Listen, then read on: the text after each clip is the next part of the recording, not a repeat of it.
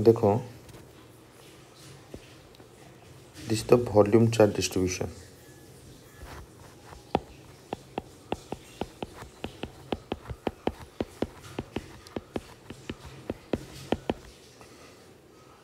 Volume charge इसमें रो charge पर volume, if it is constant, then applying Gauss law,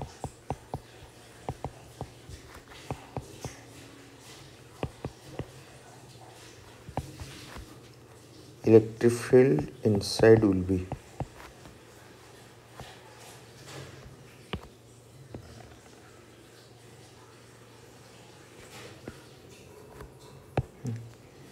so just draw a Gaussian surface.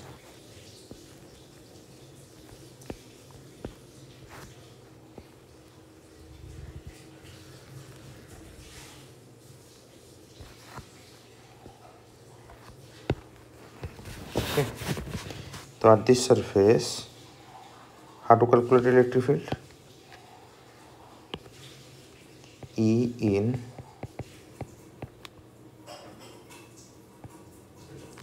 Four pi are square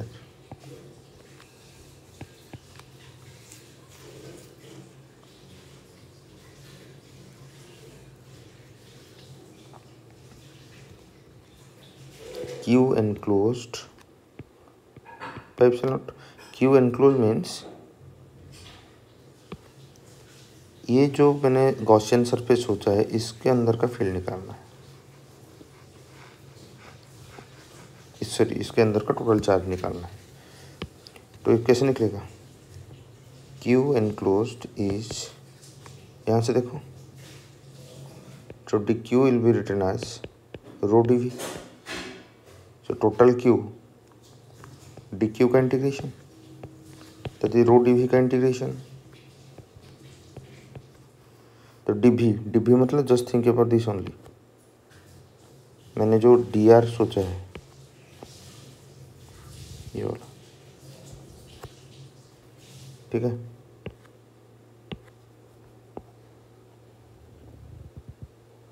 ये इसमें कितना charge, तो इसका dv कैसे लिखा जाएगा? ये एक सेल टाइप का है, सेल का एरिया कितना हो जाएगा? 4 पाई आर स्क्वायर, और उसका थिकनेस कितना है? dr है। ऐसे सोच सकते हो, नहीं तो v equal to 4/3 pi R cube, so dv/dr अगर निकालोगे 4/3 pi 3 R square, 3 cancel, so dv equal to 4 pi are square dr, ऐसे भी सोच सकते हो। एनीवे, तो rho is constant, dv 4 pi are square dr, so ये आ जाएगा 4 pi rho by 3 R cube, R तक लेना है मुझे, तो just put in the expression of the Gauss law. तो E इन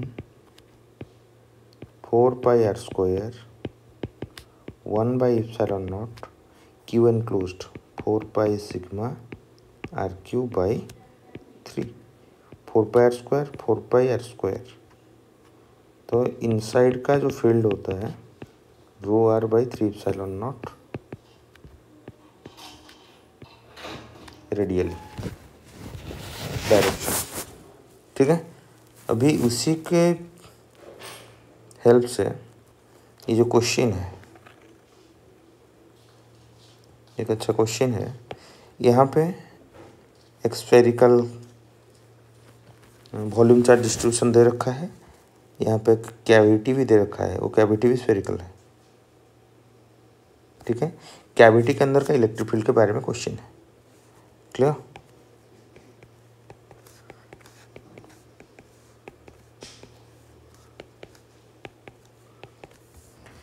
तो देखो, कोई भी एक पॉइंट सोच लो इसके अंदर, तो ये सेंटर से यहाँ तक का दूरी, इसको r1 लिख देता हूँ, तो जब ये कैविटी नहीं था उसकी वजह से इलेक्ट्रिक फील्ड को मैंने U1 लिखा, when नो कैविटी। तो कितना लिखूंगा, रो R1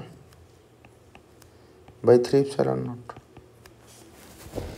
एंड बस ये जो कैविटी वाला पोर्शन के लिए कितना इफेक्ट है, कहीं पर भी इलेक्ट्रिक फील्ड लिखेंगे तो सुपरपोजिशन प्रिंसिपल से लिखा था ना। दैट मीन्स कहीं पर अगर इलेक्ट्रिक फील्ड का कुछ वैल्यू है, जितने भी सब चार्जेस है सभी के लिए वो कंट्रीब्यूशन है, उसका वेक्टर ट्रीटमेंट करेंगे तो उसका नेट इफेक्ट आएगा।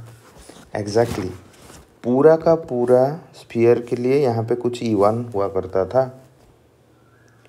एंड ये जितना मैंने कैविटी बनाया है उसके लिए इफेक्ट मान लो वहाँ पे E2 हुआ करता था। ठीक है, तो पूरा से उसको अगर निकाल लूँगा अभी का वैल्यू आ जाएगा, क्योंकि मुझे कैविटी तो अभी कैविटी है ना, तो कैविटी वाला के लिए कितना कंट्रीब्यूशन था पहले देख लेते हैं। तो सिमिलर इसका सेंटर से यहाँ तक का दूरी को मैं R2 लिखता हूँ फॉर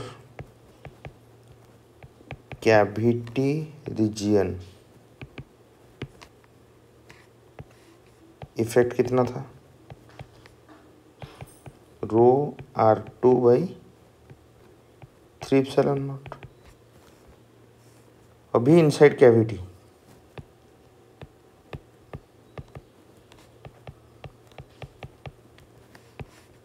नेट, पहले इफेक्ट E1 हुआ था, अभी इतना को वहाँ से माइनस करेंगे टोटल, तो कितना आ जाएगा, rho by 3/0 R1 vector minus R2 vector. तो ये वेक्टर ट्रायंगल को ध्यान से देखो,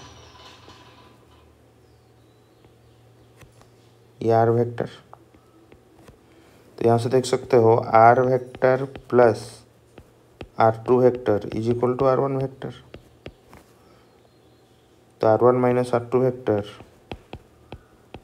is equal to R vector. तो इसको लिख सकता हूँ rho by 3/0 R vector. R है क्या, सेंटर से लेकर सेंटर तक का दूरी जो कि कांस्टेंट है, मतलब कहीं पर भी कैविटी के अंदर आप इलेक्ट्रिक फील्ड निकाल लिया हो, आंसर तो इतना ही आएगा ना। तो it is a uniform value. Uniform मतलब मैग्नीट्यूड एंड डायरेक्शन दोनों सेम है यहाँ पे। So this is the answer. तो इनसाइड, हाँ इम्पोर्टेंट यहाँ पे है रो आपका कांस्टेंट है, अगर रो कांस्टेंट नहीं होता तो ये आंसर नहीं आता, ये इम्पोर्टेंट है। ठीक है, सो inside the cavity electric field is uniform and non zero also. हाँ जीरो कब होता, अगर कॉन्सेंट्रिक होता कैविटी, R अगर तेरा जीरो हो जाता उस केस में आ जाता। ठीक है।